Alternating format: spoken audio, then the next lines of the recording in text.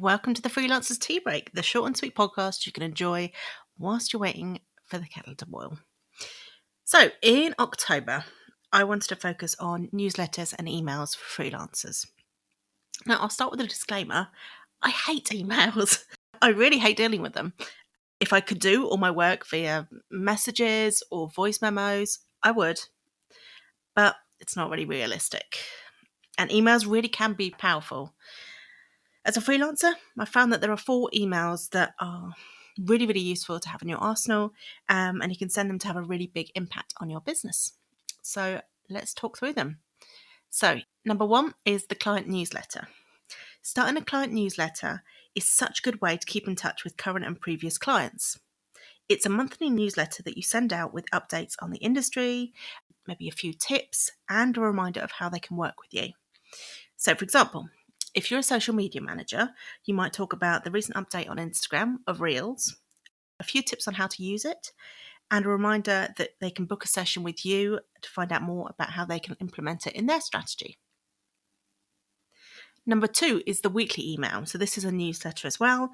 If you're intending to move forward towards selling products or services to many people rather than just to a couple of clients, then you really have to have a mailing list.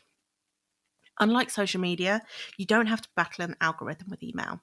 So that really is a benefit. And it's a great way to build up a community. I'll be talking a bit more about what to include in a weekly newsletter in next week's episode. And I'll also be talking about opt-ins that you can create the week after that. And then the week after that, I'll be talking about where you can share those opt-ins. Number 3 is the scary email.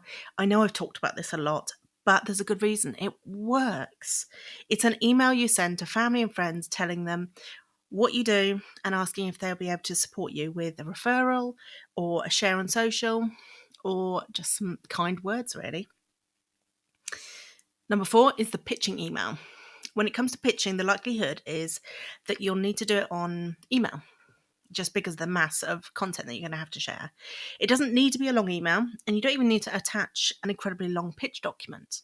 In fact, nowadays, I tend to create my pitches in Dubsado, and there's a link in the comments below if you want to know more about that, which is a click to buy button. So it means that they can look at the pitch and then they can buy it straight away, which saves so much time.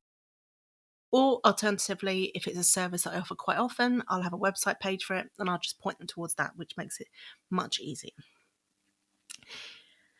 If emails are something you struggle with, in the Freelance Business Lounge, the membership I run, I have so many email templates in there. There's so many in there that I'm constantly adding to based on the feedback of the group.